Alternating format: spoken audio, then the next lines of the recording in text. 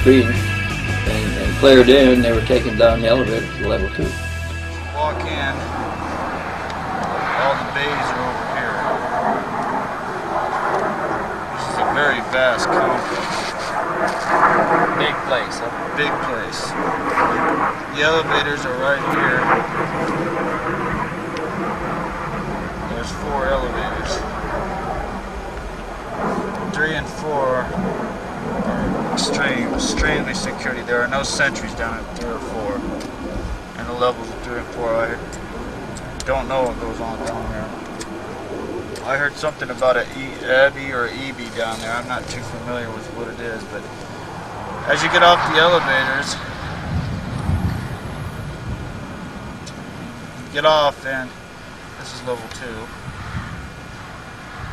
You walk in, the bays are over here. They're all separated by like an automatic doors that open and close each bay. Walk down, there's 5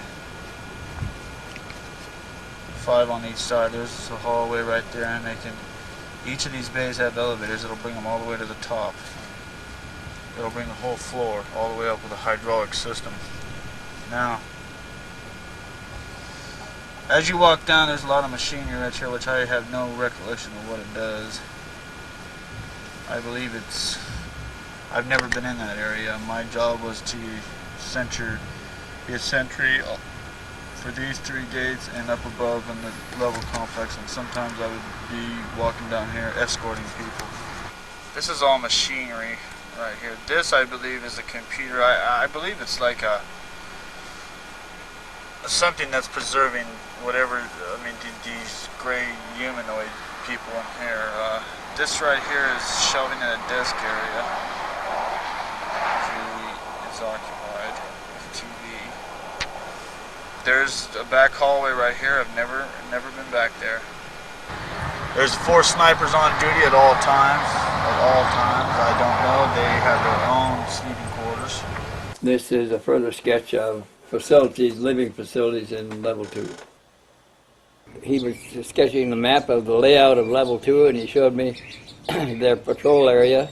They were not allowed to look around. He showed me where they slept and where they ate. And he said they were not allowed to talk except in front of the television or at the dining table. They were not allowed to talk to each other in the dormitory. There were audio pickups all over the place so they could be detected if they tried talking. He said we learned not to do it. Their food was catered in. They slept in the facility for 28 days, 4 hours on and 8 hours off around the clock. The place was popularly regarded as a museum internally. And he says, why all of this security and the expense of running it if it's only a museum? You say the security levels 1 and 2 have sentries, guards. Guards. But there's no guards below level 2. How? Sentries aren't allowed down in guard. We guarded the elevators for 3 and 4. You have to have 3 keys, a thumbprint, and a retina print to get in. 3 keys? 3 keys. 3 keys, a thumbprint, and a retina? And a retina print, which is like a look at a camcorder. Like you look in, and they stick their right eye up to it and their left thumb at the same time. At the same time? After they turn the keys. They stick the keys in, which is on a row, 2 inches below. Yeah, then they look.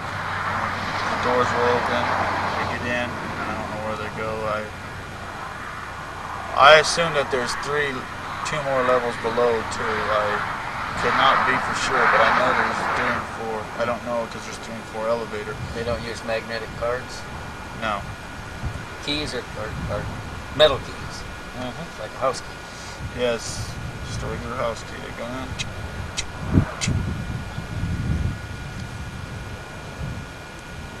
I heard in level 3 that they had what they call a Abbey or an EB, which Mr. Stevens described it a little bit better, but I don't know what it looks like. I never viewed it. They said it was dead or alive? They never said.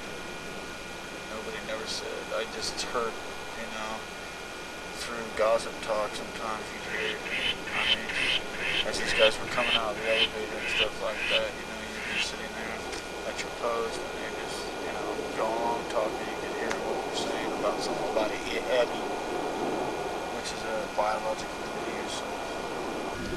Now, when you're in level 2, every once in a while, as I was saying before, that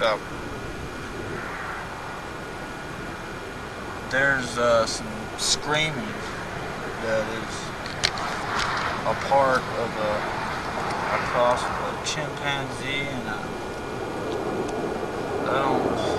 I know it's not a chimpanzee. It sounds, I don't know how to describe it. It's extremely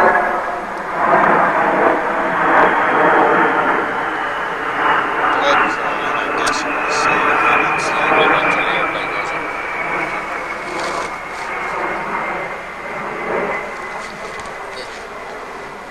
The screaming, how would you describe it again? yeah, it's okay. It's a cross between a chimpanzee and maybe it's not kind of ridiculous, but an elephant. I mean, like how an elephant roars, but it's like he's got a vocal cord that's kicking. That's, you know what I mean? It's. I never want to hear it again. I mean. And you hear that on level 2. And it's You hear that on level 2 if you're down there long enough during the day, during working hours, during when the people are down there. But there's always 10 to 12 people down there in level 3 and 4.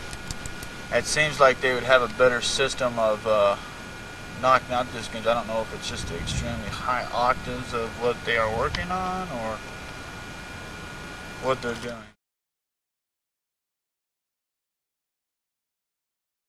He told me his name was Connor Orion, and I didn't question it at the time.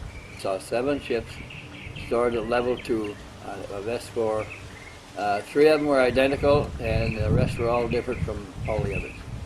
As I remembered Bob Lazar saying that he saw 9 bays in a row and different craft in each bay. They were not allowed to look directly at the cadavers pickled in vertical cylinders. There's about 5 or 6 of them on one side, and they weren't allowed to look directly at this craft in the 7 of the bays available there. He said it looked like all the craft were stored on separate mobile bays that could be rolled out and down to a big elevator, like a carrier elevator, that took them to level 1 where they could be taken outside. And he knew that they always had to wait when they got to level 1 until all the Russian satellites were below the horizon before they would take them outside.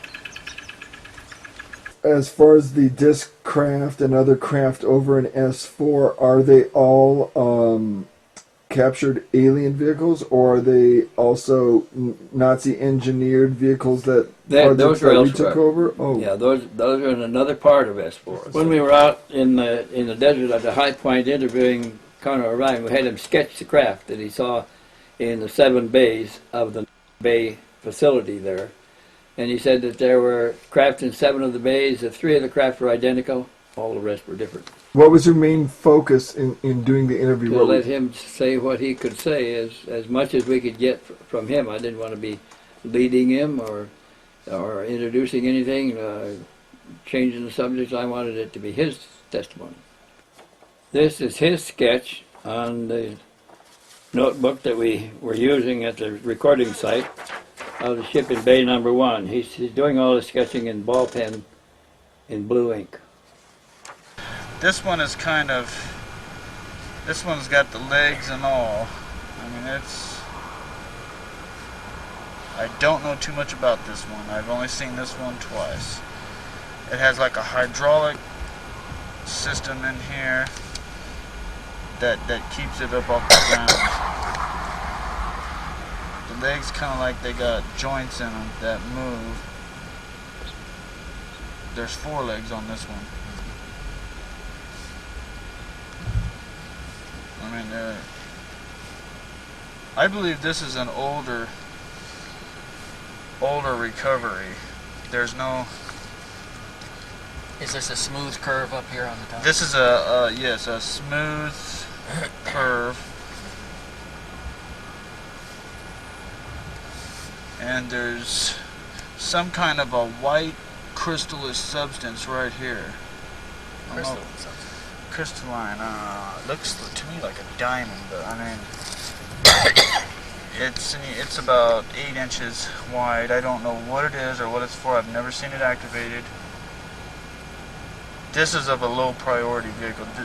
This one is mostly covered all the time, and this is in Bay 1. And I think 1, 2, 3, 4, and 6. yes. And this is, I mean, this, it's like they don't pay no attention to this one at all. This is mostly covered all the time. I've seen it uncovered once. What kind of testing is done on the craft besides radiation testing? That kind of stuff? Well, I know there was, I mean, there's I guess what you call a metallurgist at the facility that's there all the time. I mean, he was always constantly trying to get some kind of, I mean, they were trying to scrape it, but a couple of them would produce some kind of residue from the scrape. Some of them wouldn't. I mean, as I say, when somebody was there on the ship, we couldn't get a view at all. When they were working on the vehicles, we couldn't. If we turned around and looked, we were reprimanded immediately in the body. So it was best not to observe. You just walk back and forth. I mean, you can kind of look out a corner of your eye, but that's about the best you can see. I mean, they had machines they'd wheel in there, and I just couldn't make it out because everything was so tight. When they were working on it, it was tight. I mean, they didn't trust us. They trusted us to know. I mean, we knew what was there, but it was like to know what's going on. It's a whole different story. It's a need to know, and that's basically all there is to it. Did you ever overhear any of the scientists discussing any properties of the metals or magnetic fields? I heard one time about they were trying to figure out how many times that this metal was laid or something, laid upon each some kind of a process that they didn't know what kind. I mean, that's about it. They were trying to figure out, and they were talking about how many times it was laid, like 1,000 times it must have been laid to produce this kind of a metal or something. But that's about it. I didn't. Nothing about conductivity or magnetism? No. Never overheard any of that? No. I mean, I've read books about geomagnetic repulsion and stuff like that.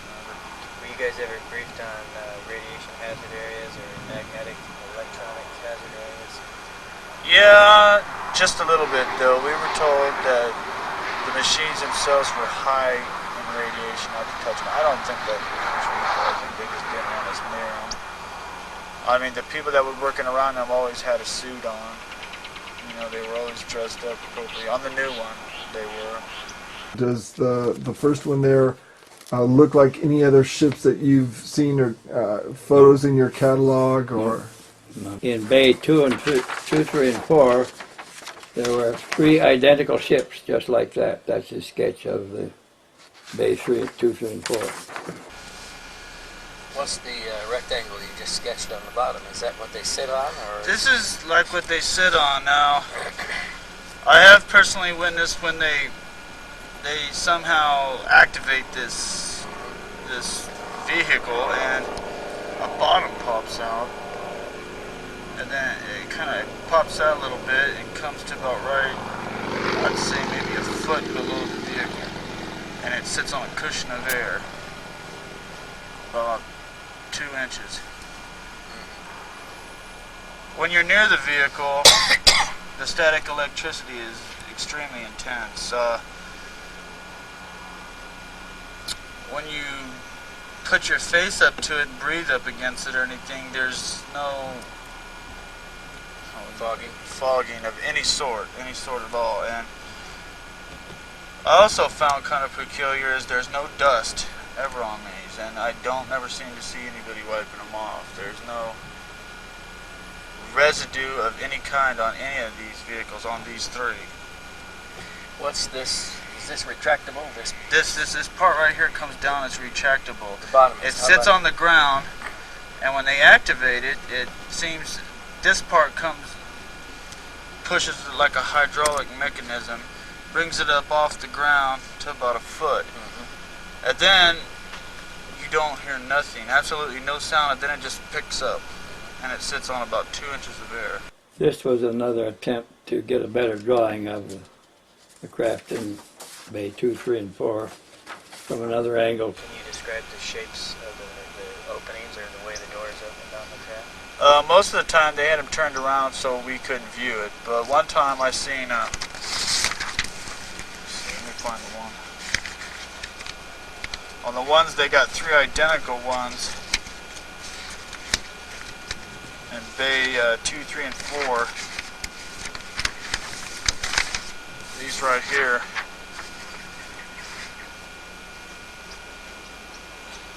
Something like this will just open up. Not from a hinge either. It's all pop up. A whole section will just pop up. There's no stairs or nothing. They had a stair system that would go to it. This is just a view that I seen. The whole thing just popped Yeah, out all the way out and they laid it on the floor? No, it would pop up and just sit there with some kind of a hydraulic, not anything like we've seen, not hydraulics, but from a view like this, it would look like this.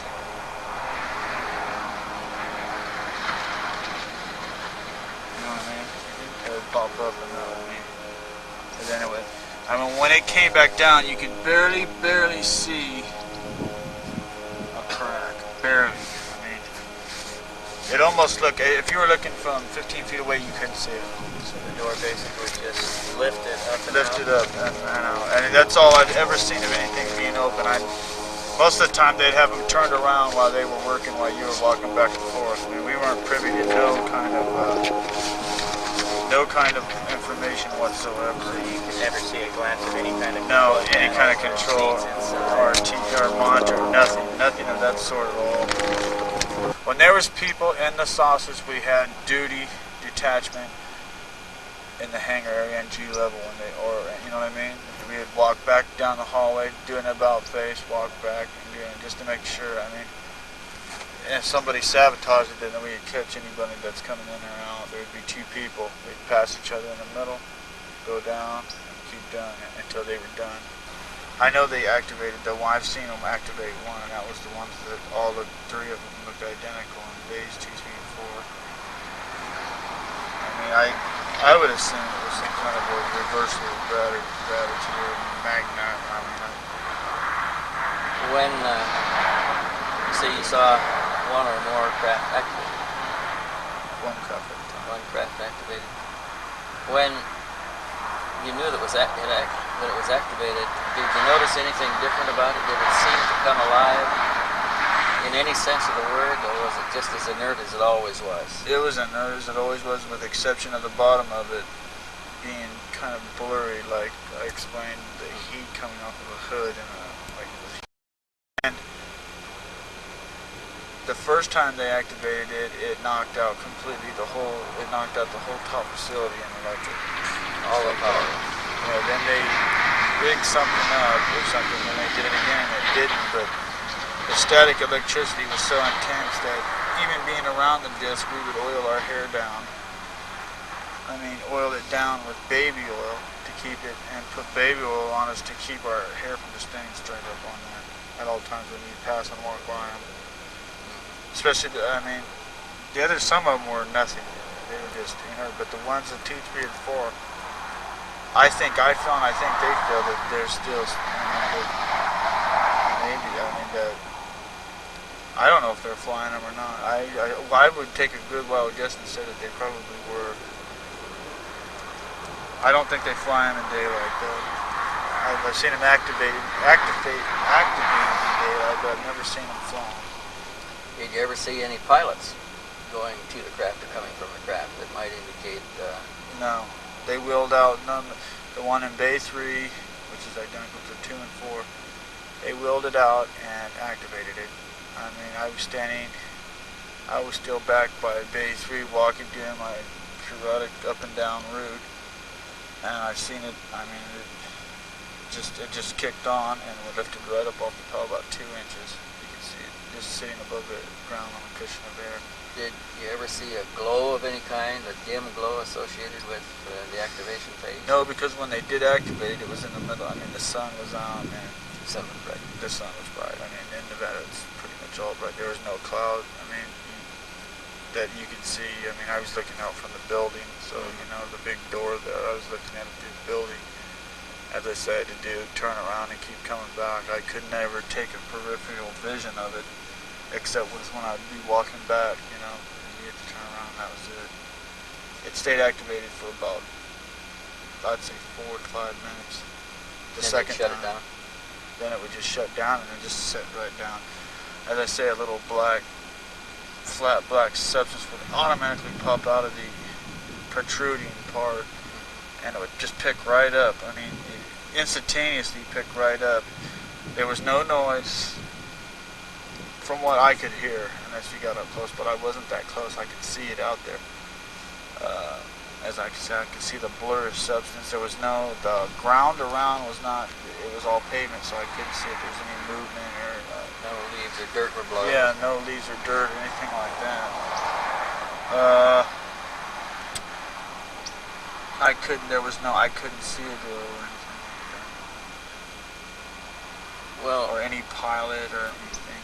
I mean, they turn around and wheel it right back in again. Did you ever get a chance to look into any of the discs at all? Open No. doors? No, we weren't allowed. I just say I'd go up and I went up one time and put my breath on one because I was just touched it and it felt very warm, but we were never allowed anywhere near or to get near the discs when people, I mean, we do what we can, but we never looked inside. I never looked inside. I never had any observation of inside. Did you ever get to see any of the craft fly? No. I've seen them sitting on the ground on, like I said, that one sitting on a 2 inches of cushion there. I've never seen any of the craft fly. But then again, they could do that on different ships when another sentry was there, and he could observe it, but I didn't. I've heard that they've flown them, but there again, we didn't ask no questions. Yeah, asking questions meant termination of your career immediately. This is the ship that he saw in Bay 5. It was different from all of the previous ones. And as he's describing these and drawing them for you, what kind of remarks is he making about these? He's just describing that this was, he gave me colors too that I don't remember now exactly what it was. As he was sketching, he'd say that this was a kind of a yellowish and this was kind of a copperish. what's in Bay 5? Okay, Bay 5 is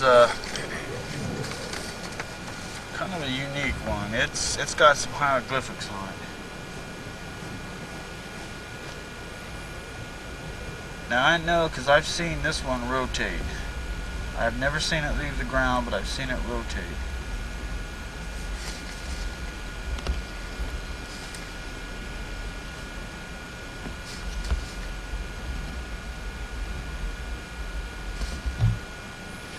This one is really streamlined. I would say this one's about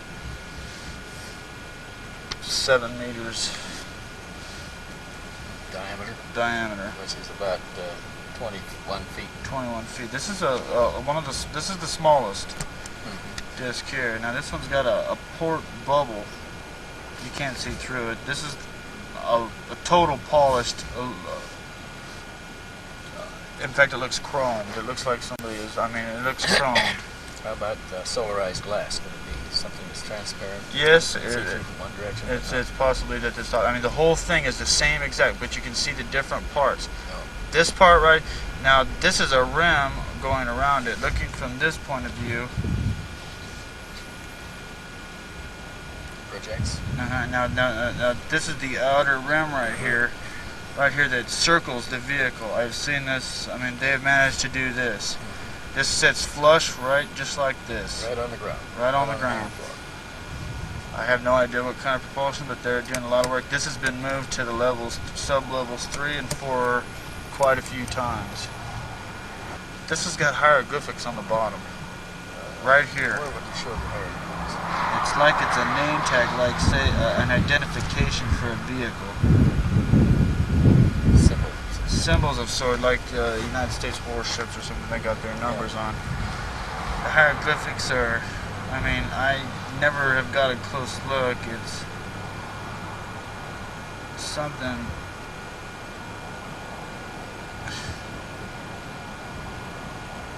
We have photos of it. We can take a look at the photos.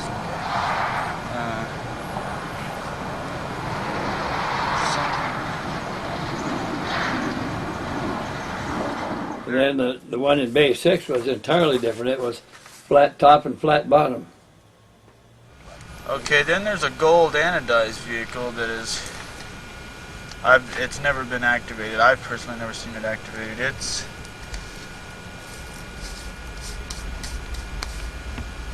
flush on the bottom all the way. Flat.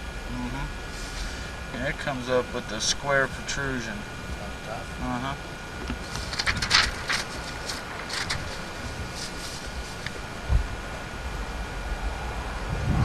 Now it looks to me like, I've never seen it do it, but it looks to me like this part circles around this part. Rotates around this part. Now underneath here, I've never seen the underneath of this vehicle. It's always sitting on a ramp that is movable. They move around. It's like a lift, a little It lift. just sits right down on the It ramp. sits, and they're not doing a lot of work on this one right now. It's a goldish color all the way, completely. These are relatively sharp corners. Very extreme. Not I mean, everything is extremely. It looks like it was machined. I mean, So we got 1, 2, 3, 4, 5, and 6. Is there any more bays? there's 10 bays. 10 bays? What's in 7? Okay, now bay 7-1 is one they've just pulled in. I was there when they brought it in about 4 months ago. They pulled it out, which was covered with a lot of sediment and dirt. I was told it was brought from the southwest region. I don't know for sure. I'm not going to say I do. But it was apparently brought from southwest, and it was apparently buried deep in sediment, at least 1,000 to 2,000 years old. Now it has a round dome top, and it too has a little protrusion down here of about 6 inches. And this one looks like a smoked, a grayish. It's not shiny. It's smoked. It cleaned up real nice. I mean, but it looks like it hasn't changed its color. I'm not any authority in there. There's no visible writing on this, and there are no visible machine parts that look like they move. No seams or joints. There's just a seam right here, but it's like, I mean, no bolts, no nuts, no any kind of interlocking parts that is keeping this vehicle. They're still trying to figure out how to get in this one. I left 6 weeks ago. They haven't yet to figure out without destroying or how to get in it. I've seen it twice. They just don't. It's been down in level 4. It was brought in. We've seen it. I watched them clean it up. Then they sent it down to level 4 up one more time. Kept it for about 2 days in bay 7, and then they brought it right back down again. And Why don't you write the 7 on the corner there so we can remember which bays these were? Was there anything in bay 8? no, they're empty. 8, 9, and 10 are all in. 8, 9, and 10 are empty. These are all second level. They can be brought to the first level and on up to the top when they want to. Or as I say, I don't know what's in level 3 and 4 or beyond that. But I think all these vehicles have been to another installation sometime or another before they got here, with the exception of the one they brought in from the southwest region that they dug out of the ground. That they dug out of the ground. I mean, they were very excited with it being there. I mean, I overheard him saying that it was at least 1,000 to 2,000 years old in rock sediment. The vehicle itself, That was based on the sediment in the that rock. was found in. Yeah, Buried. it was found in. How they found it is beyond. I have no idea. I'd say one of the most outstanding events is the arrival of the 7th disc, the one that was supposedly buried in sediment, which had sediment all over the rocks. The people there were extremely excited, which went against what we talked about before about the place being a museum. You know, I mean, I don't really know, but the facility was in a kind of an uproar. I mean, not an uproar for the good, you know. They were kind of like, the people that were there were very excited to get this disc. I don't know how it was found, how it got there, or any of that information, but I know that they were very excited. They cleaned it off and put it in Hangar 7 and dropped it to level 3, and then they brought it back up about a good 3 months, I mean a good month later, and then it sat up there for a couple of days and they dropped it again. And to your knowledge, they were trying to open it up and get it open? Yes, I observed a couple times them trying to open it up while it was up in a G level. How are they attempting to open it? What kind of tools are they? They had like a scanner thing. They were walking around the thing trying to look, and one guy had which is similar like a pick thing, just in the crevices looking for it. I mean, this is when it was rapidly new. I think they brought it down to level 3 for I don't know, a radiation check or what would you say, to make sure quarantine it for the first 30 days to make sure nothing's going to come getting out of it and causing a mass, biological plague of some sort or anything. That's what I observed hearing talk. I don't know if that's the truth. I heard a thing called Project Ghostwalker referred to it a lot too. I Like think people coming and going. yes, I think they referred Project Ghostwalker to the disc that was picked up, the most recent one found and brought there. I believe that's what they consider Project Ghostwalker. Did you ever hear any other project names mentioned? No. I overheard that name mentioned once, and so did one of my colleagues there. You heard it. We have operational discs that our government has built from back engineering in the projects.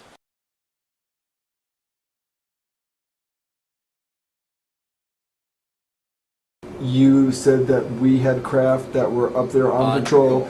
Tell me what sources you have for this information, and then tell me what craft are being shot at and shot down, and why this scenario is as it is. Our operational discs, we can keep them secret because they're all operating in a special program. And the people that are in the program are recruited in a recruiting stage. We identify people that have limited family ties, foster parents that they don't maintain contact with, or they're outright orphans, or they've lost their parents or something like that. That are unmarried, young men that are unmarried, fit, otherwise qualified in every way, but don't have strong outside contact. And they recruit them, they identify them early on when they're processing the incoming cadets to the academy, assigned to the secret Air Force Academy on the other side of the mountain, out there in Colorado Springs. And few of the instructors know anything about the other academy, which has special instructors, special trainings programs, and they train the disc operators and the disc maintenance men. And they're all trained in a special facility. They come out with special grades and special pay scales, and they're assigned to special organizations that are closed organizations. People don't rotate in them. They're assigned there for their career.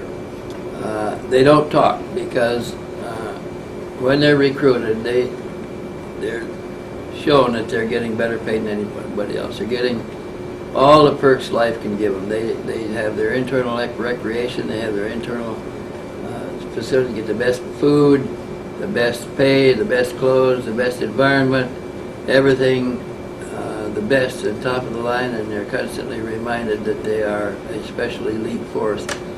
And to break any of the rules is not only to be kicked out of the force, but probably if you're not allowed to leave the force alive. So it often means a death sentence too. And they know this.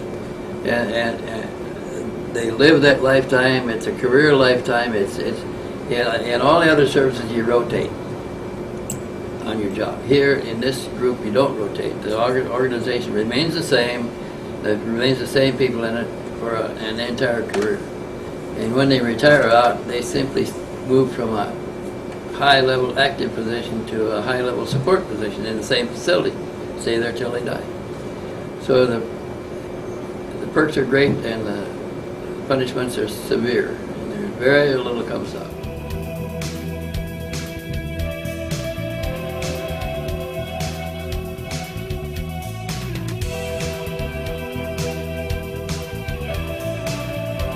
Discover Houston, while you're looking at Orion, we're getting a pretty tremendous light show looking at the lightning on the Earth.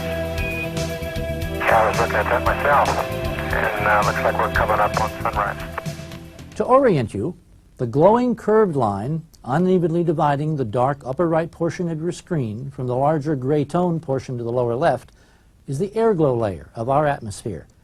It begins about 40 miles above the surface of the Earth and dissipates at an altitude of approximately 60 miles. Don't confuse this glowing line with the actual solid horizon of the planet, indicated on the NASA video by the little electronic registration marker at the upper left. This real horizon is slightly darker, opaque, 40 miles below. That's the actual Earth's surface. Remember, the shuttle's flying 355 miles above that surface, about 300 miles in airless space above the airglow. Now pay attention to your screen at the top center. You will see a dot of light appear and begin to move from right to left. Watch carefully. The dot will turn hard right in apparent response to a brief flash from the lower left. 3 seconds later, 2 contrails move sharply upward from the lower left.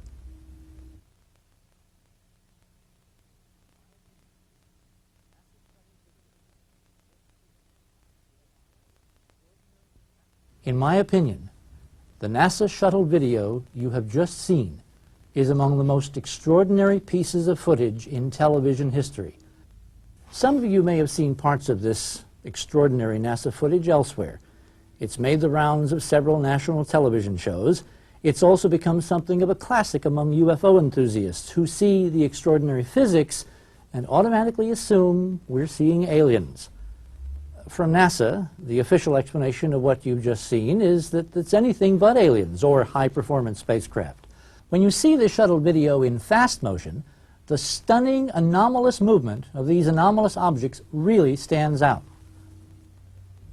When I first saw the shuttle tape, I was overwhelmed. If these are not mere ice flakes or something equally mundane, their existence and their behavior is confirming the fundamentals of our entire hypothesis and 10-year investigation.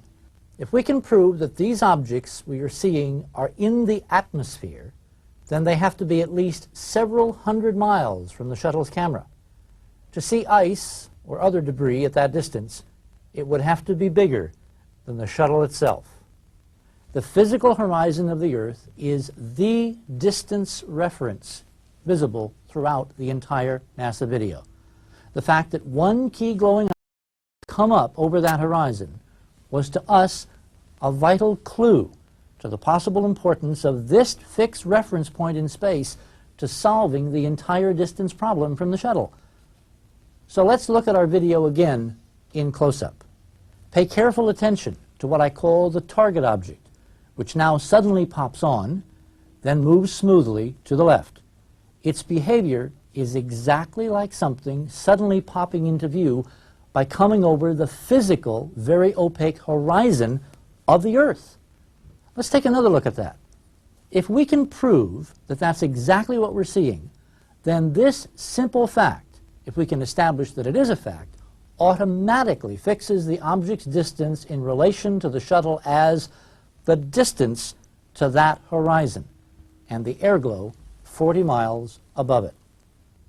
At the peculiar flash, the dot immediately turns hard right and undergoes extreme acceleration, heading upward on our two-dimensional TV screen across the airglow limb. This limb, which we have just established is some 1,700 miles from the space shuttle, physically marks the boundary between the upper atmosphere and airless space. At the precise moment that our object crosses this bright limb, it dims out as if someone was turning down a light. The glowing object we are seeing is at the physical horizon of the Earth, in the atmosphere, some 1,700 miles from the shuttle's TV camera. If the glowing dot were only debris lit by sunlight, as NASA flatly argues, the object's sudden upward motion must make it brighter because it's flying into growing daylight. Instead, the dot grows dimmer, consistent with a much more distant physical location, because the Earth's horizon, 1,700 miles behind the shuttle, is still in total darkness. NASA's explanation for the flash is that you're seeing a thruster firing aboard the shuttle. If this were true, the thruster firing would change the attitude of the entire shuttle and therefore the direction of the setting stars. Since this does not occur, this cannot be the explanation for what we've been observing. The calculations say that this object had to also be at least as far away from the space shuttle as the airglow, therefore fixing its distance in terms of simple physics as 1,700 miles away. Since we have now established beyond any reasonable doubt this fascinating object's distance from the shuttle, the rest is easy, if slightly unbelievable. Our little dot is in fact drifting along at a leisurely pace of some 15 miles per second. That's about 54,000 miles per hour. We say it's drifting because when you see our little target object react to that peculiar flash that you're quite familiar with by now, the undisputed star of our update accelerates in less than 2 seconds to over 200,000 miles per hour. And for those of you who may be wondering how many G's this little guy experiences when it accelerates in reaction to that flash, its numbers clock out at a cool 14,000 times the Earth's gravitational acceleration. A force of 14,000 G's is roughly equivalent to dropping a 10-story building on top of you. 200,000 miles per hour in less than 2 seconds, 14,000 G's. Obviously, nothing in our space technology can even begin to approach numbers like this and have pilots survive. In fact, nothing in our known laws of physics provides for propulsive performances and capabilities such as those we've just observed. But this is well within, in fact, it is implicit in any hyperdimensional technologies capable of literally altering gravity. We have calculated the actual velocities of these two peculiar streaks of light. They are indeed consistent with a much publicized Star Wars weapon system from the Pentagon called Brilliant Pebbles, essentially a high-tech shotgun burst of thousands of tiny plastic pellets accelerated to about 1,000 miles per second by an electromagnetic accelerator called a railgun. If this is true, the flash you're seeing is not light. It's an effect in the camera created by the electromagnetic pulse that accelerates the brilliant pebbles. Quite a weapon, but no match for a vehicle capable of nimbly darting away at over 14,000 Gs, as we've seen. The target, you now see why we've been calling our little glowing dot by this peculiar name, in fact evades this shot with ease. This and a host of other actions by all the other anomalous dots present in this sequence, which we haven't time to talk about, has led us to this amazing conclusion, that the shuttle cameras that night somehow showed us an active Star Wars weapon system in Earth orbit, and the system is using our own American hyperdimensional technology. At the time that I first saw that tape, I didn't know that we had this shaped craft on patrol with beam weapons. I didn't know that. But since then, I've learned that we have them on regular patrol in space. U.S. military has disc U.S. shaped. military has disc-shaped craft that patrol in orbit, and they do shoot down visitors. First off, how are they able to go undetected? Well, we know where they are, and we know that the Russians have some up there too. Where are they? They're not in orbit because they move around. They're not confined to orbits. They're on patrol up there. How many?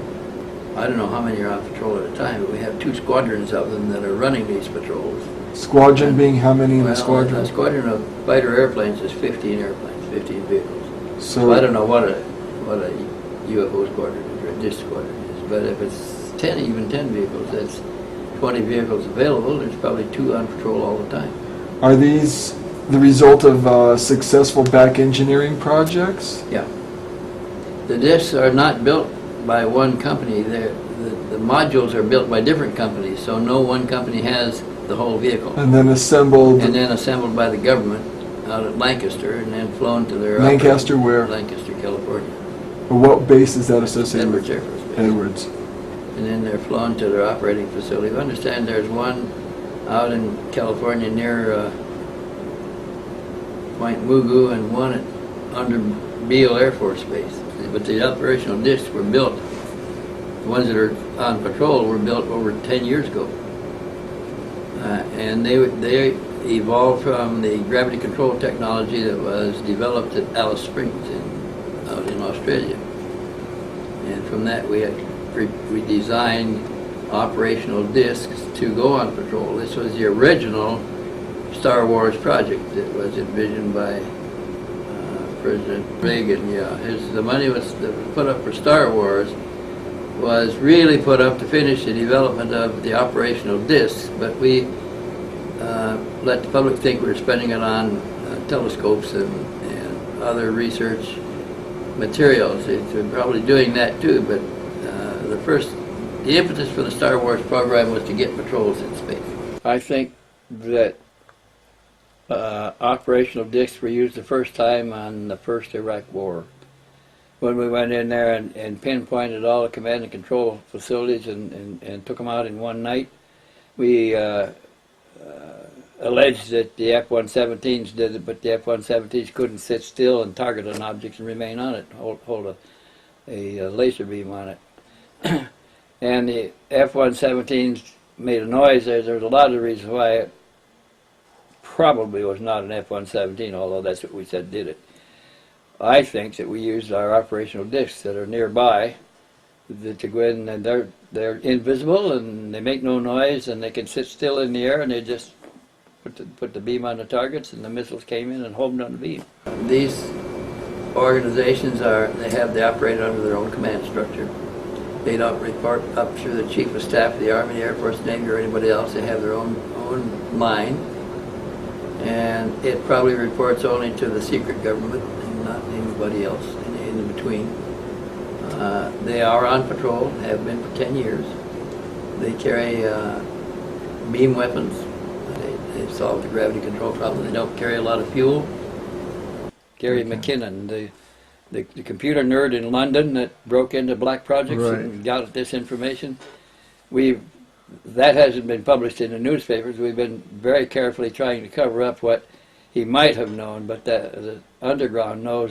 I think one of the reasons we're trying desperately to get Gary McKinnon in our hands here in this country is to successfully discredit what he has said about the black projects that involve a space carrier fleet. He says that he have 3 super space carriers out there, like aircraft carriers, that carry operational discs that have beam weapons. He even found the names of the 3 craft. They're christened with names like battleships. And he found the complement of discs that are aboard and who's managing them and a number of things. And he claimed in the black project research he was doing, he's trying to deny that he saw this information now. We want to get him here to silence him, because he apparently discovered something that we don't want our public to know. That we do have patrol craft out there of carrier size that carries a number of patrol discs aboard and can launch and recover them anytime and any place they want to. When they return to the surface to be serviced, their operational facilities are entirely underground, just like the deployed squadrons. All he found was names, that they were carrier craft, that they have a live aboard complement, that the names of the commanders are not known because those that enter these programs have their names changed and their families are notified that they were killed in a military accident and can't come back to an identity again. What's your overall opinion then about us having a UFO fleet? Valid or? Well, yeah, I think we have.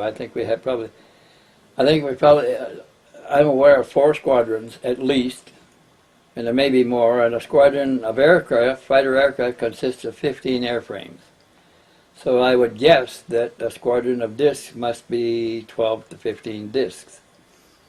The crew members are all picked out from the plebes that go into the Air Academy, and there are probably some taken from other academies too that are identified when they clear in as being unmarried, have no close relatives, have they're orphans or have foster parents they're not making close contact with, not going to be missed. And once they get in the program and experience the perks and the benefits and the dangers of trying to get out of it, they're there forever. It's a career job, and they don't change positions. They remain in the same job until they retire, and they work in it again as in civilian status after that.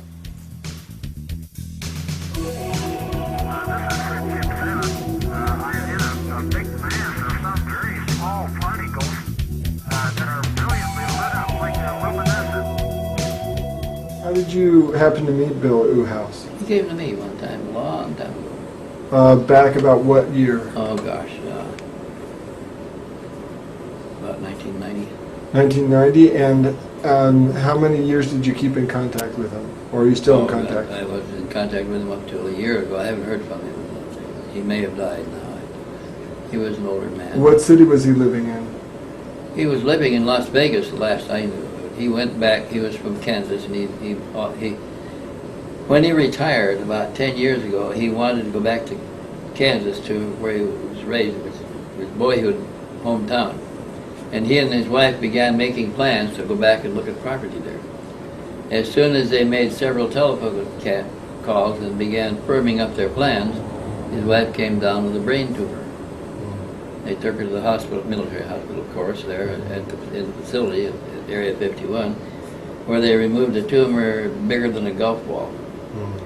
And that incapacitated her for a long time. And it took her a couple of years to recover. As soon as she got where she felt reasonably well again, they began the telephone calls once more, and then she comes down with a second brain tumor, fast-growing brain tumor. This time it was bigger than an orange when they took it out. And she never fully recovered from that. So they stayed out there in Vegas, where she had to be treated regularly. She had to keep going back to the neurosurgeons, and he couldn't afford to do it anyplace else. So they had him captive there, where he couldn't go anyplace, and they had him under control. And in my own mind, I'm not so sure that wasn't induced just to keep him there and keep him out of circulation. He was a simulator engineer. Started out as a link trainer technician, and then as the science grew, he grew with it, going to the schools as it evolved, until he became a simulator technician and builder out there, building the machines to teach pilots to fly airplanes that had never been flown before.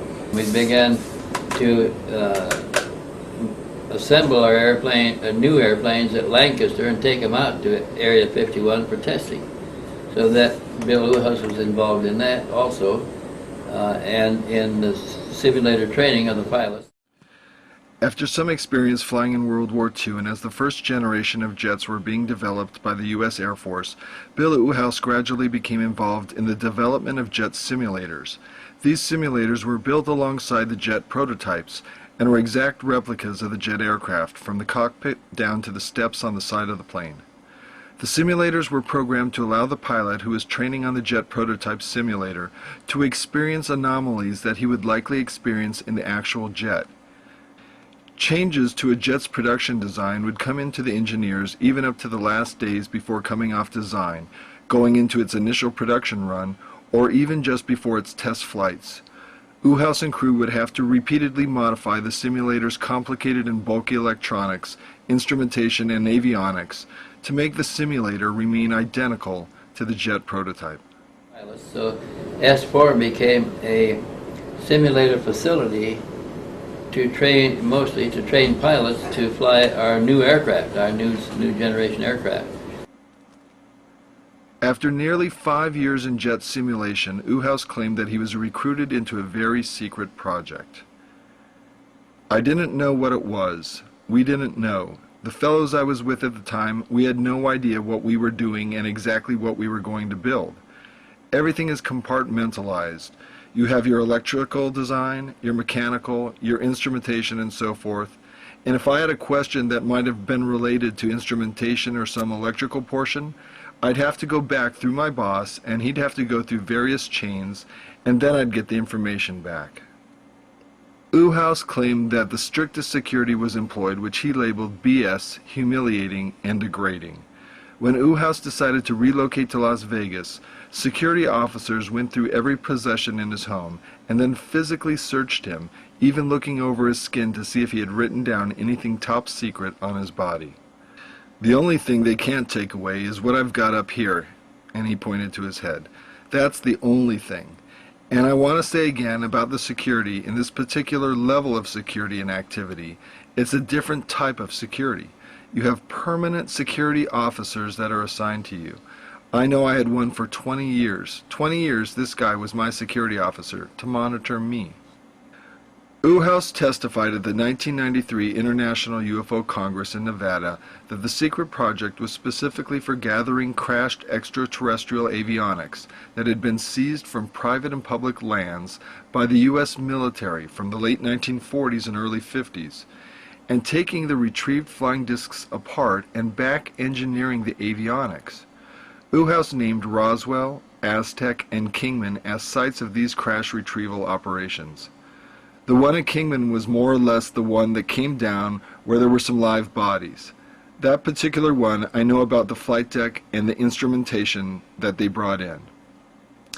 Uhaus explained that not even the best American pilot could fly an alien disc because of the vast differences in avionics and propulsion systems, along with vast differences in the language used in transmitting flight data to the pilot. What we were doing was taking the technology and transferring it into known technology with instruments that we are aware of that our pilots could use and people on Earth were familiar with. It was where they were trying to bridge the gap between the alien technology and ours so we could learn to operate their ships. And they never succeeded in bridging the gap. They could never convert the alien controls to toggles and switches and buttons.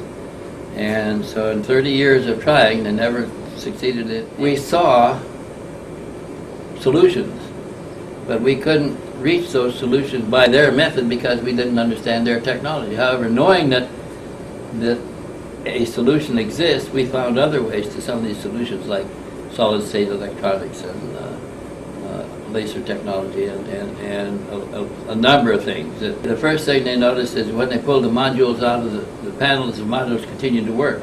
There's no wires, no lights or nothing. They could put them any place and they still operate. And then plug them back in and they function. One of the first things that we were on was to join metal without nuts and bolts. That is to put two pieces of metal together without glue, nuts, bolts, or whatever. What we were going to do is make the aircraft lighter. Uhaus goes on to explain the details of this phase of mechanical engineering. We finally did it after about 3 or 4 years of putting these two pieces of steel together. Of course, there were curvatures and so forth, and angles that we had to make to, with this material, and we finally did. It was years later after we got through our training with the simulators in this particular portion of the project before we found out exactly where and how this process was going to be used. On the simulator, since it was large, I'm going to go with the 29-footer, which it was, it had to be done in sections, and these sections had adjoining L-type separations. Some were pi sections, some were hexagons, some were squares, and the equipment that we built was in individual pods, so to speak. For example, the flight deck, the avionics, that was split up into about 3 different ones. But when they broke it all apart and shipped the unit, and they put it back together, it would all fit just like a jigsaw puzzle. It worked out well, real well. Like I said, all I did was the mechanical part of it. I knew nothing about the instrumentation on it. We were the mechanical design engineers for the avionics that's for the flight deck. On this particular thing, the portions that I was involved in were the flight deck and the equipment bay being the bottom of the particular disc. Uhaus claimed that these top secret disc projects went quickly into development in the 1950s. He also testified that he had seen operational discs flying in New Mexico. Sure, there are flying discs around. We started back on the simulators back in the 50s. Uhaus admits that he has very little knowledge of the disc's propulsion systems.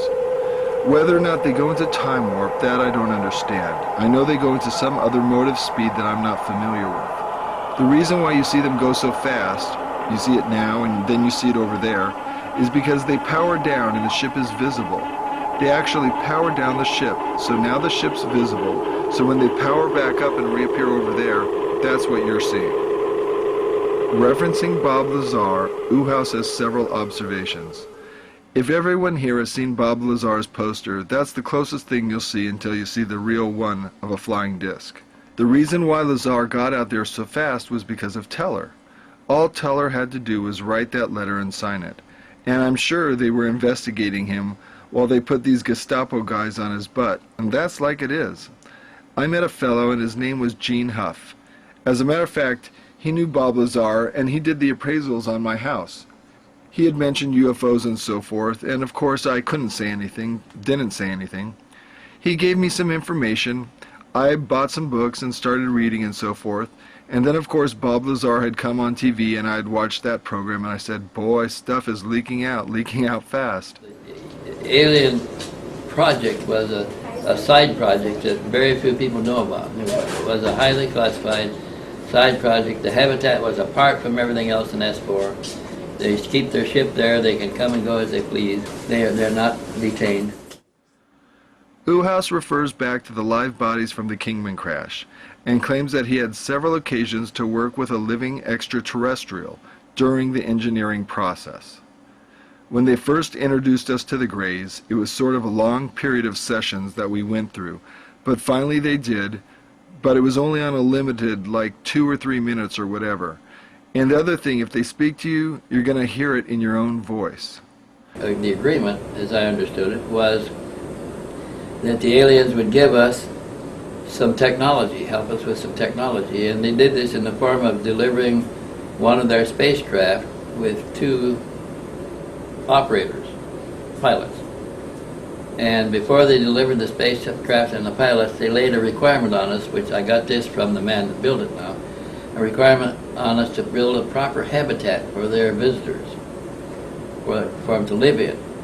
And so we did this out at Area 51, in the S4 area of Area 51, where Bill Uhouse, who I later made the acquaintance of, and he told me that when the agreement was reached and they got the specifications for the habitat, he was given part of the job.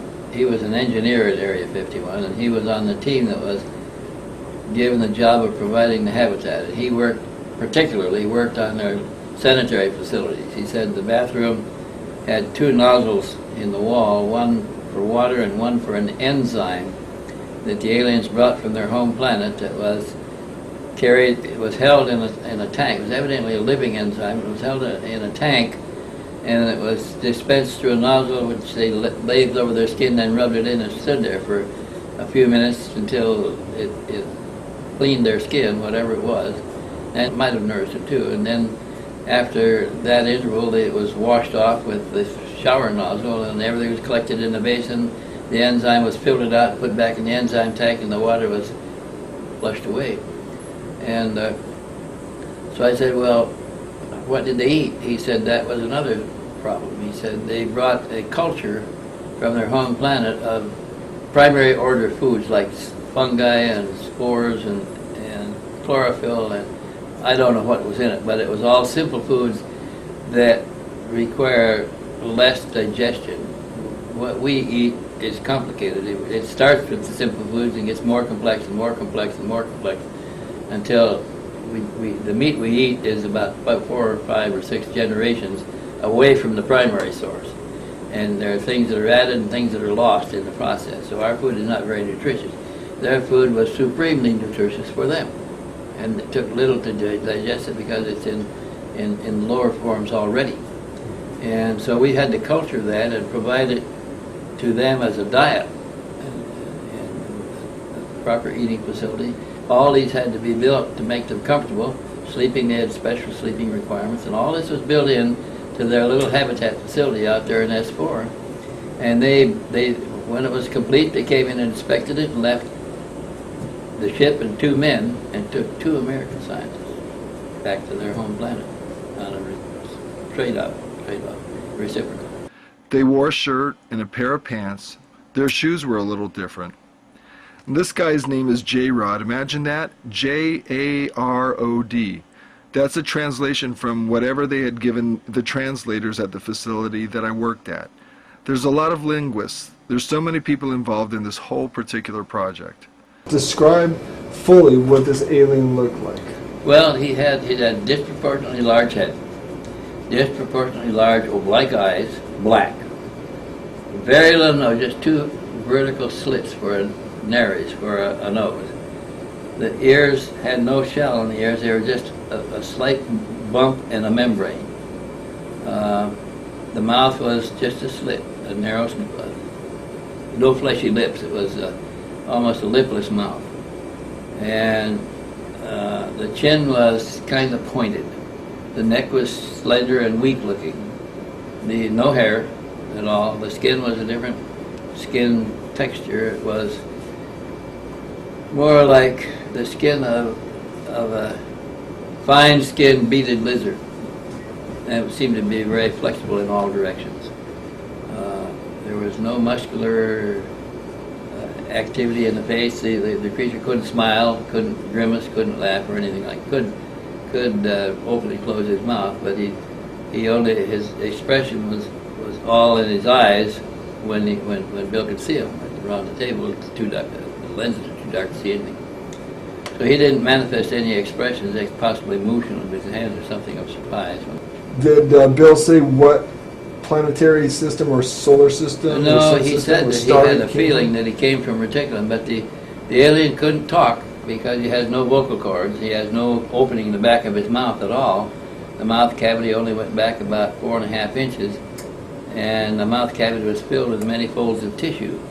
And they took the alimentation into the mouth cavity, and a stiff, raspy tongue in the back of it moved it around among the tissue, and the nutrient was absorbed directly into the bloodstream through the tissues in the mouth, and the waste would just spit out like that. And the alimentation that was provided to the aliens at Area 51, Bill said, came in two forms. One was tablets that we made of their nourishment, was pressed into tablet form, and so they could carry it around in their pockets. And the other form was a paste that was put in a tube and squeezed in their mouth.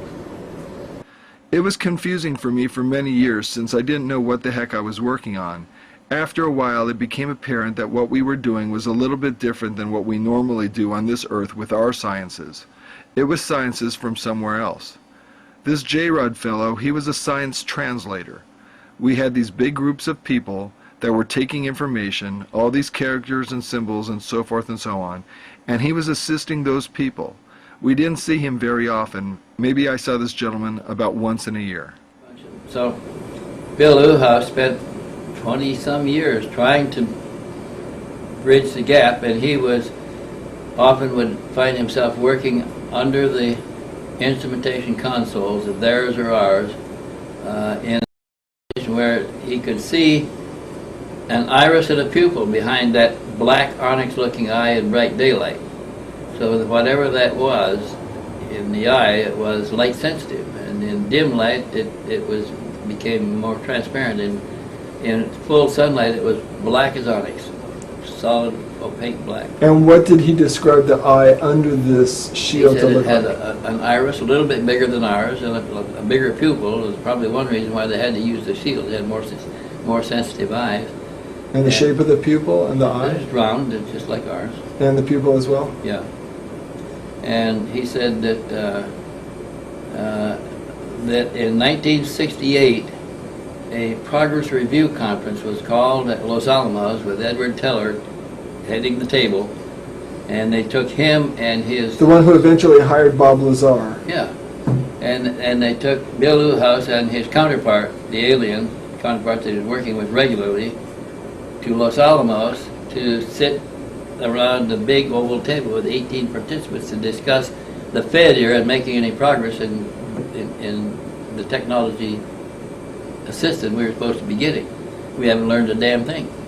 And they took the alien there with Bill Uhouse. They put him in a white shirt and slacks to make him look less alien, but his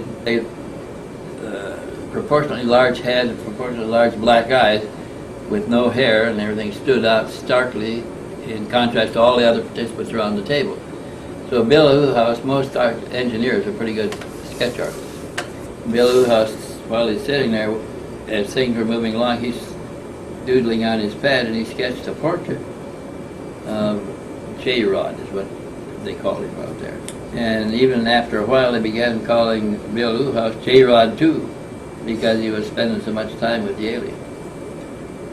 What did Bill talk to you about the possibility of disease, non-terrestrial diseases that might have been? He said that we didn't understand all of the physiology of the aliens. The alien couldn't talk, but the alien was telepathic, and he tried to communicate with Bill enough so that Bill finally learned to pick some of it up. So what he couldn't pick up telepathically, the alien could make symbols and motions with his hands and sketch like trying to. If he's thinking about making a connection from here to here for such and such reason, he could communicate the idea, but he couldn't write it down. He couldn't articulate it. And Bill eventually got to where he could understand the guy pretty well, and that's why he was at the conference with the alien, is to interpret for the alien and tell him what the alien was thinking or saying. So let's get back to that conference now then. You've got the 18 people sitting around there at the table. And what happens? Well, I wasn't at the conference. I don't know. What did Bill say?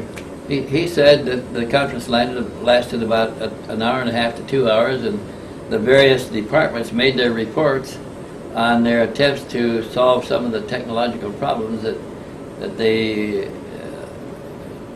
were involved in understanding the spacecraft, and each department made their report on their failure to accomplish this or accomplish that, and the reasons for it, to Teller, the head of the table.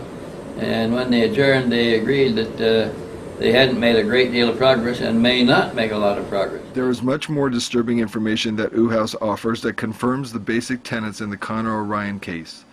One, that a group of multinational corporations, along with the U.S. military, are covertly hiding the existence of extraterrestrials and their secret flying disc back engineering program.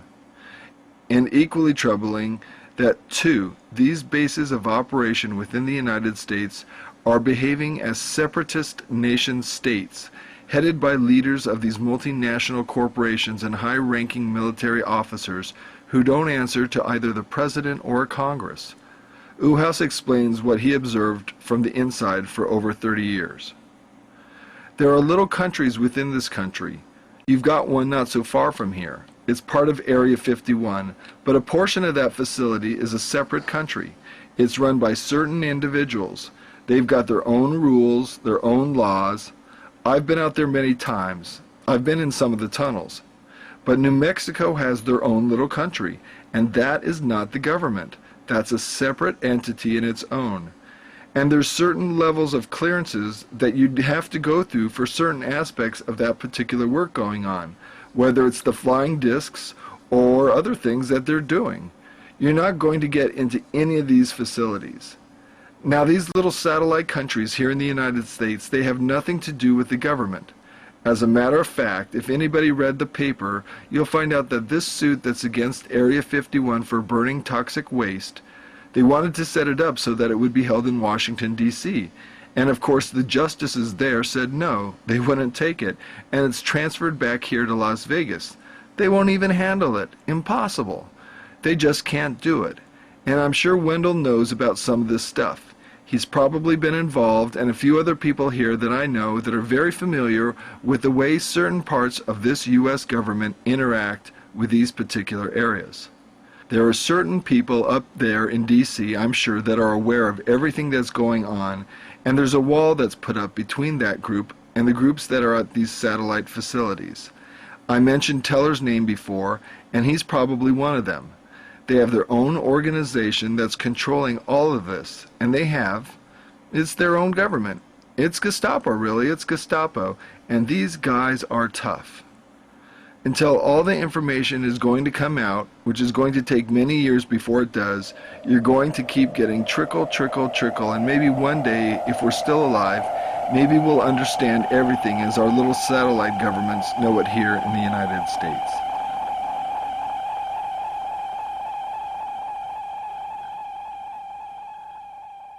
The aliens are still there, by the way.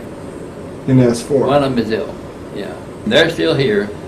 We rotated our scientists. They brought, we wanted them to bring our exchange scientists back in 2 years, which they did, and we sent 2 more. And I think we rotated them every 2 years. So we must have a dozen or more scientists that had been to that home planet for a year or more and come back. Now also down in level 2 there are 7 gray bodies. Little humanoid type creatures. We're in a solution. About how tall it is. I would say max 3.5, maybe almost 4 feet max. Oh, they're absolutely identical. I've never had a chance to sit and observe them for more than maybe a minute, but I couldn't see no individual identification on any of them. I mean, no different lines on their face or anything of that sort. You said a little earlier that they called this place the museum. You got any idea why they called it that? Yes, I think it's because, I mean, we all referred to it as a museum because I think that all of this stuff has basically been analyzed before. Yeah, he said that he saw 5 or 6 tanks, the vertical cylinders that held a human-sized cadaver pickled in some kind of solution and visible through the glass tank, like a big glass test tube. But he could only see the front 2, the details of the front 2, because the rest were obscured by the front 2 in the line. It looked like the bodies were held erect by a metal band around the waist. Otherwise, they were completely naked. The eyes of one of them was sunken back quite a bit, indicating that it had been there for some time. Now, over on this, there's a hallway down here that breaks off, which is there's a big computer system right here. I believe it's a computer system. I'm not going to say for sure.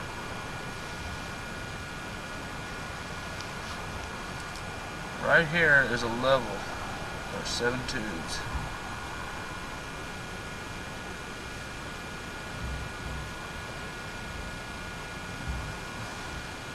These tubes are about 2 feet in width. They're about 6 feet in height. They stand on end. They stand on end on end. Now, as you walk in and you look at these tubes,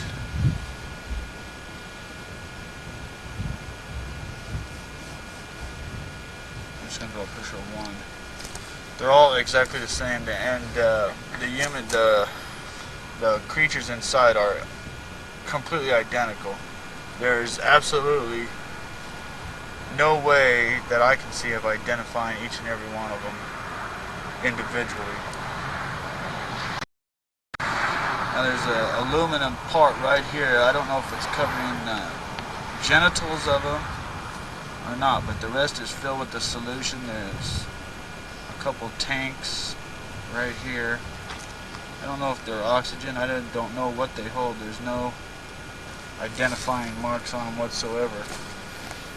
There's absolutely no air in the tanks. It's all solution. And the grays are just in here, right here. They're suspended, so I imagine they're being clamped somehow, some way to hold them in this where their feet is completely off the ground and stuff like that. And under here, there's about a 1-foot pedestal of black iron steel, like it's polished, but it looks like a black polished anodized iron. Now the things inside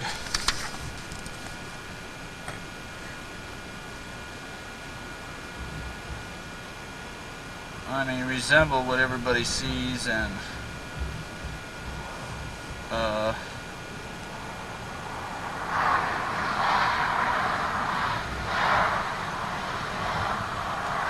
only thing that's different about them from what I see on all the pictures is the eyes appear to be have deteriorated, or they look like prunes. They're like your fingers get pruned. They're all shriveled up, and you can't see no eye sockets, and there's no visible eyelids or anything like that. They have a grayish, like a grayish pigmentation. It's not scaly or anything. It's like a pigmentation. There's no apparent hair on them. There's little holes, not really slits, but a little hole, maybe an ear cartilage, I don't know, maybe a hearing. Slits are really kind of small for the nose and the mouth. The bodies themselves are very, very thin. They appear not to have any breast or navel or anything like that. Not that I can see. Yeah. I wasn't able to sit and study them in full view for a while. I don't think I have heard talk there that I know their systems aren't like ours. But they're very thin and they look very, very frail. Did you notice the hands? The hands got a little bit of webbing. Minute, very minute. There's 4 finger-like things, and they're very, very minute piece of webbing. There appears to be no fingernails. As I say, I couldn't look in detail because the hands are turned like this. They're just like a full view, so I really can't see. You can see where there is one joint in each finger, it looks like. Where like ours has 2 joints, I think they only got 1. I'm not sure. You can just see the crease in where they only got 1. And 1 acts as a thumb like what we do. The feet are not in view. The pedestal from before covers the feet completely, so Didn't get a look at that. I didn't get a look at the, and they are all completely identical. This is his sketch of the tank that the cadavers were suspended in. And he mentioned that this was some kind of a regulatory panel that controlled the temperature and the solution in the tank. This is his sketch, rough sketch, of the alien figure in one of the tanks of liquid. And he said it's not a very accurate sketch, but it's the best he could do.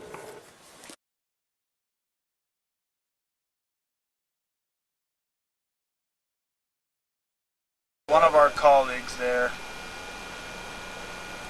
the rest of the people there are sentries. That there are 4 people there that believe that are working to try to get this on here. And one of them is a biologist, which I guess he's personally performed the autopsies. I can't say for sure, but we have those reports, so we can,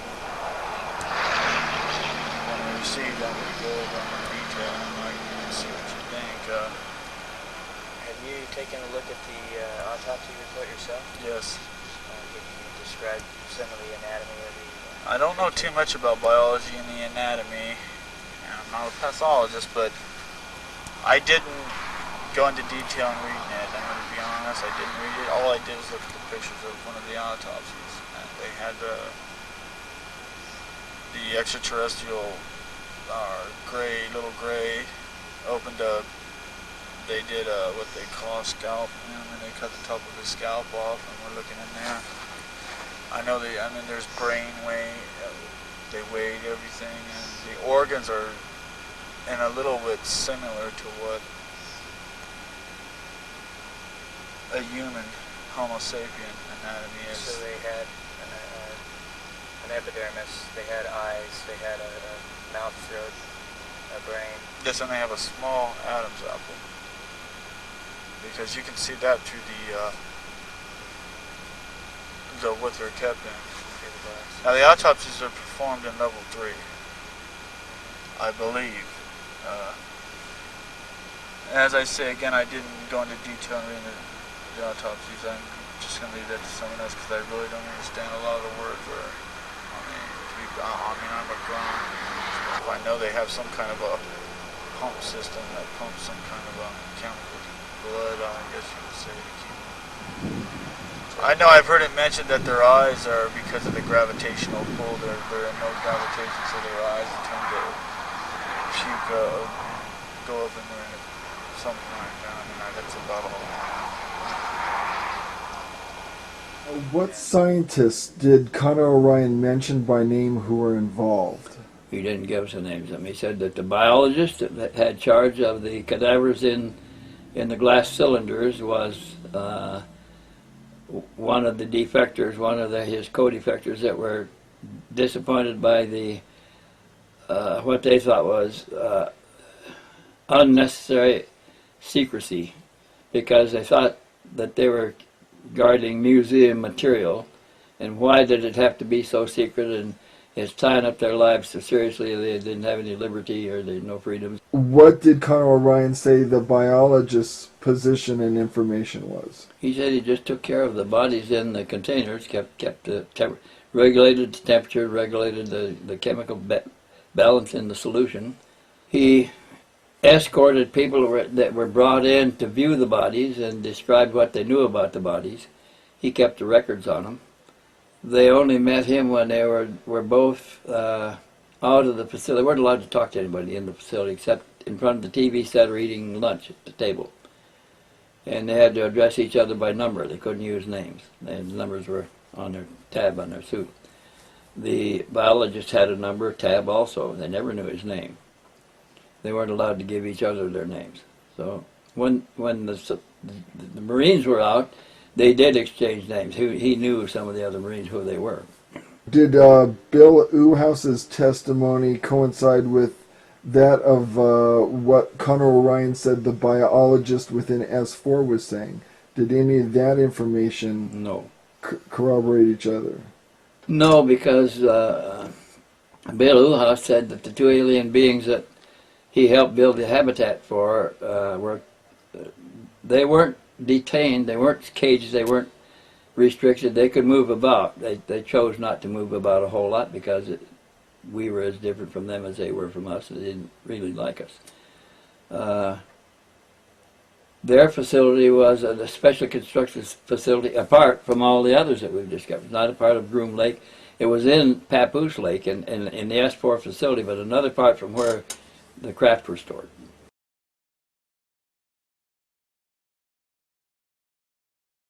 After Connor rested up and got some, we took him to the restaurant and had something to eat, came back. He told me what he was there for. He said that he had become disenchanted with the security there. And he, on their R&R, he discovered, when he could talk, he discovered that there was some other security guards that were equally disenchanted and didn't think that thought the security was overplayed and that they didn't like living that way under the security under. And they thought they ought to make a record of it in case something happened. They knew they'd been in, all of it were Special Forces troops. They had been in military security long enough to know that it's dangerous to break the rules. But they really wanted up, they weren't allowed to transfer. They knew too much.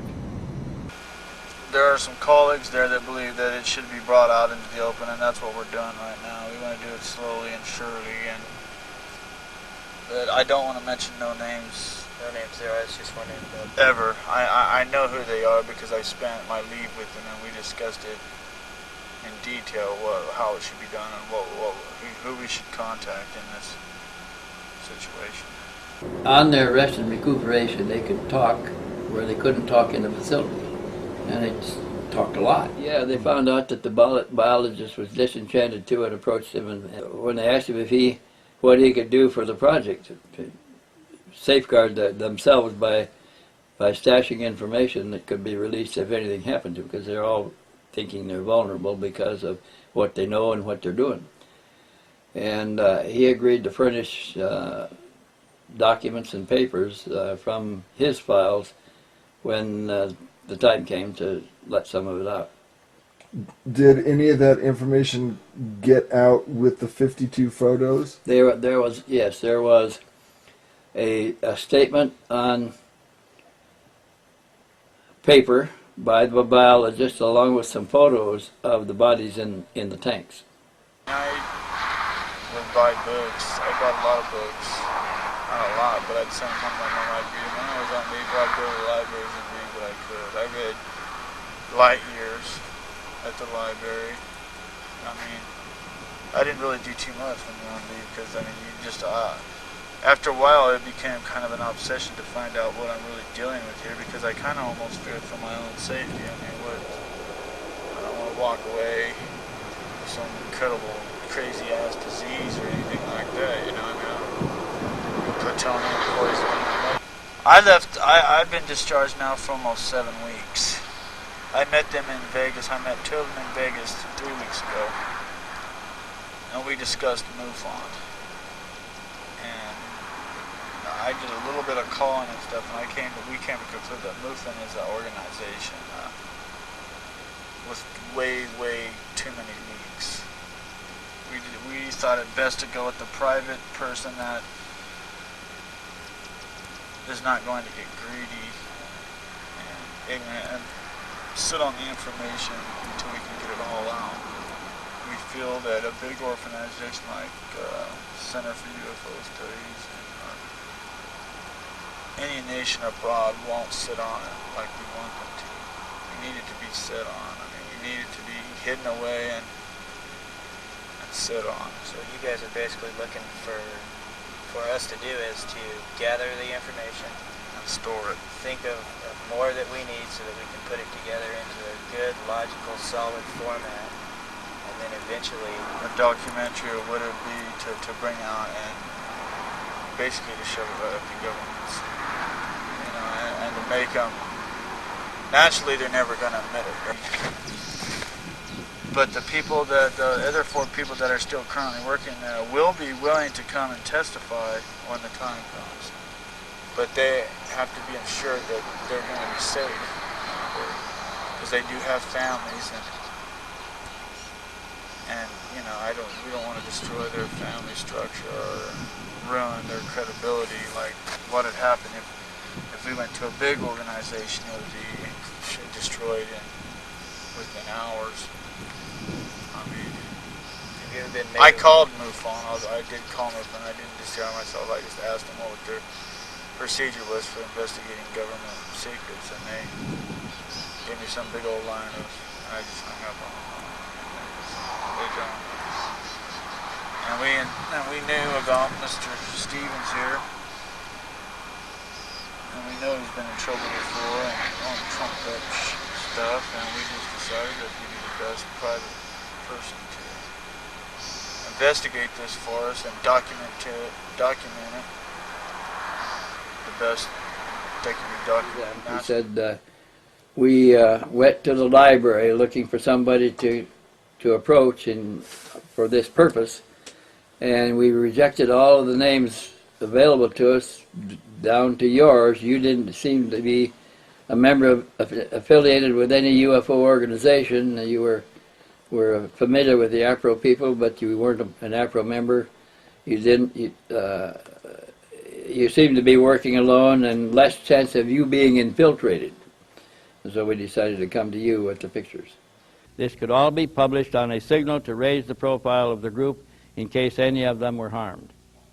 They hoped that a public outcry would result, and this would this would save some of them from internal executions. Such an outcry could lead to lawsuits against the government, subpoenas of evidence, and finally bringing down the house of cards of security over those important matters affecting us all, our society, and our world. That was probably pipe dreaming, because they're too secure for that to happen. In terms of the guards conspiring together, did they do all of that on leave? They could only communicate on leave. And did Connor say... Everything inside the facility was monitored and recorded. Did Connor say how he was going to stay in contact once he was out and over here? Through the one guy's girlfriend that he was seeing every week, every R&R in Vegas, his girlfriend would come see him. Do you think they already figured out who she was? And I'm sure they did, because when she lost contact, she was sure that her boyfriend had been picked up. If he was picked up, they would be aware of the others. And yeah, you've seen those little cameras. They just fit a roll of 112 film, and they managed to bring the camera in with a roll of film in it. And they even got another roll of film in later Some of the guards were strict and some were not that strict, and so they were very careful about bringing the camera in and the film out.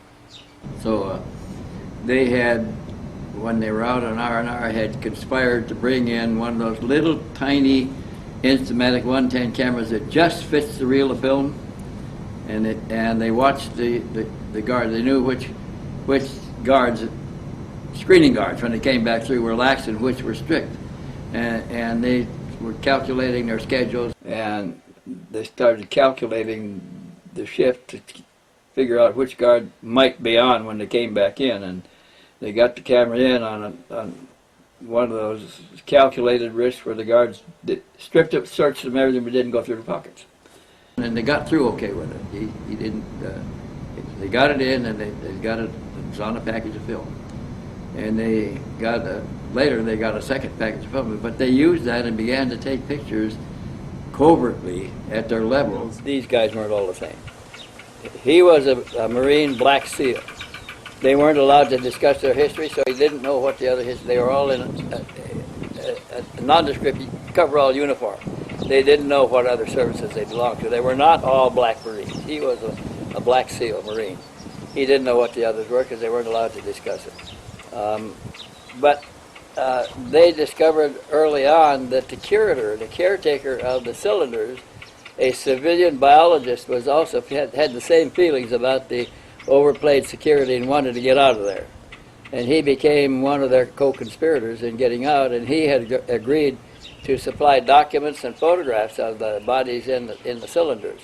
And the first deposit in the locker in the Las Vegas bus station included pictures of the bodies and material from the biologists also. And he said, the thing that sparked my interest, he said that there were hangar bays, small hangar bays at level 2, and there were craft in 7 of them. And he said that they had taken pictures of all the 7 craft, and that they took a picture of Dick Cheney standing in front of one with one of the lab people from above looking at it. He said, they want to say he wasn't there, we got proof.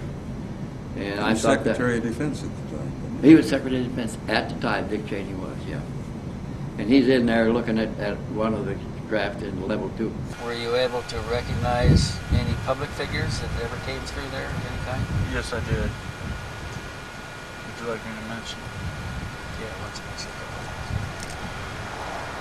Okay, 3 of them we haven't identified yet, but I believe that they are high CIA from the science department. One of them I've seen his picture before. I've looked for it in libraries, but I haven't placed it yet.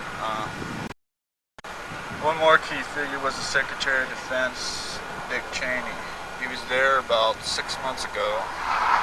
He was observing with I guess you could say it was a fact-finding type thing. They were walking around, just looking around. I didn't identify the other 3 people with me. Okay, this is about the time we were beginning to schedule a cutback in military force structure, right? I believe so, yes. And they were going to close. That's when they're starting to close the bases and stuff. That's around the talk of that right there. This base has been here for a long time. Mr. Cheney, his reason being there, I have no idea. I can only begin to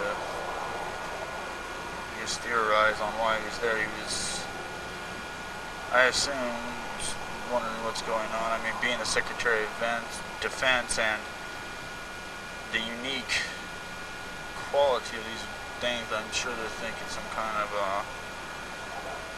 weapons they can use or whatever there. I don't know. I didn't have a privy to any information.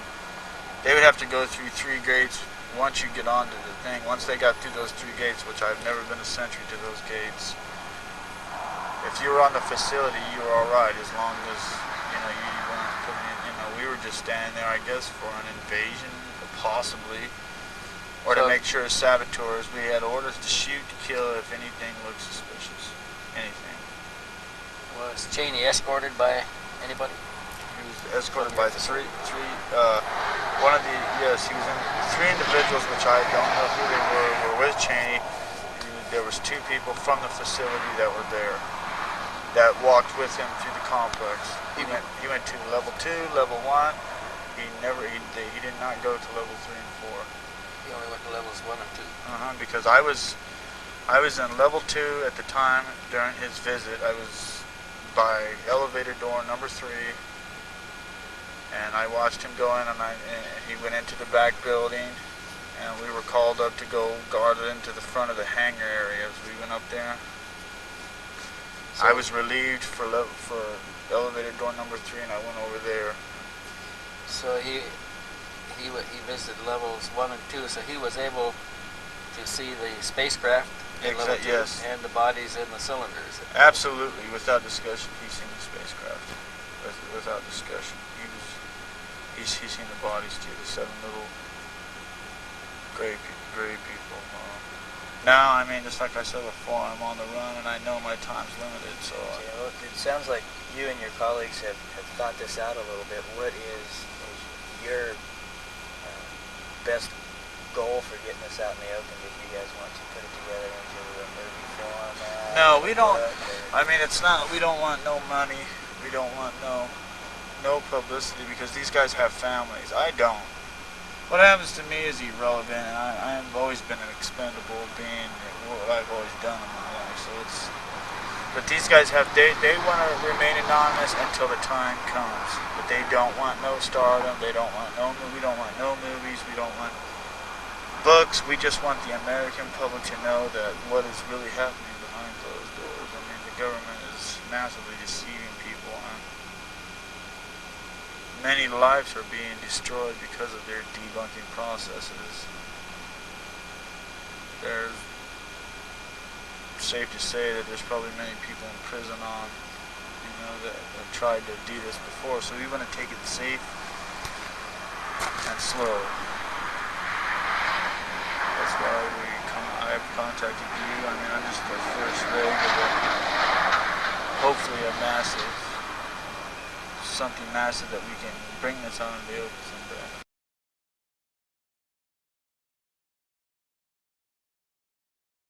It was very irregular of a military base, and we weren't allowed to go into the parking lot area and look at license plate cars. We weren't allowed to. I think that's why they give you a polygraph to see if you memorize any license plates of any cars or anything like that. I mean, you're not allowed to keep any notepads whatsoever. The only time you're allowed to write letters or anything is when you're on your own leave. Then you go through a polygraph right when you get there. So if you made any mental notes, they're going to know about it. When we would meet and talk when we were on leave, it was like sometimes they would ask you questions and sometimes not. We took a big chance a couple times, talking about it. Because sometimes they would ask you a couple questions and you'd be out. Did you talk? Did you call anybody? No. All right, go. Sometimes they'd ask you 3 questions. Sometimes they'd barrage you with 30 if they suspected anything. And all of them had been subjected to hypnotic control. They had different controls, but their controllers knew that either a tone, a flash of light, a touch on a certain part of the body would put them in an altered state of consciousness, and then they could be controlled, instructed, or interrogated. We go in a room. They would hook us up to an IV, and that's basically then you wake up about 50 minutes later and the physical is over. Counting, they tell you to count to 10, make it to about 7, and that'd be it. Wake up with a tremendous headache. We were told that if we breached any kind of security system, then you'd be terminated. If you were on the facility and you breached the system, you'd be terminated. Period. They've already done 9 years in covert operations with the SEAL team, so I think they pretty much trusted me in that concept to keep my mouth shut, which I would have. I mean, I don't want to be the one for ringing the bells, but this goes way beyond covert operations and stuff. Yeah, this was a dangerous situation. They were tempting fate every time. And they risked discovery, and they didn't know what was happening in the hypnotic inductions. And he knew. Now I found out, my last physical, they told me I've contracted a form of Hodgkin's disease, which is a cancer of the blood. And to be perfectly honest, I don't know what the truth is or not. On the last annual physical done quarterly. After a few days after the physical was over and the blood test and everything had time to get reported back, they called him in and told him that he had a fatal disease that would take him out in 2 or 3 weeks, and they were going to discharge him and let him go home and straighten out his personal affairs before his death. And right away he knew that if he had a disease in the sterile conditions he was living in, it had to be introduced by his own superiors. And at that point he decided that he's going to bring the house of cards down before he goes. He's only got a short time to do it. And they discharged me. He said, for that purpose, he said, I am prepared to bring the house of cards. And then I began to think, well, this got to be a ploy because they're setting me up. And that's why I held off for 10 years, because I had to find out if he was true, if what he was telling me was what he truly believed, or whether he was a plant. But I now am convinced that he truly believed what he told me. If he truly had the disease, it had to be given to him, and if that's the case, he's not going to defend the situation anymore. He's going to bring the whole house of cards down before he goes. I wanted to take him to a doctor and get an examination, but he didn't want to go. He said, I do not want to know for sure. He said, I'm doing this because on the mites, if they did give it to me. I had to sign numerous National Security Act papers. Polygraph examination, 2 polygraph examinations. I don't know if they hypnotized us or not. Somebody told me that they will, but I never remember being hypnotized, so I could not reveal and say I was or I wasn't. We were told I was never ever to speak about this again. That I could go back into they were going to put me back into the regular Navy. I could turn my time out, but I told them I didn't want to do that because I've always been in the SEAL team. So they promised me that I would be taken care of medically. But I had talked to my other colleagues there at the facility, and we decided that since I'm in this kind of a situation, that I just personally decided that we're going to try to bring it out in the open slowly and surely.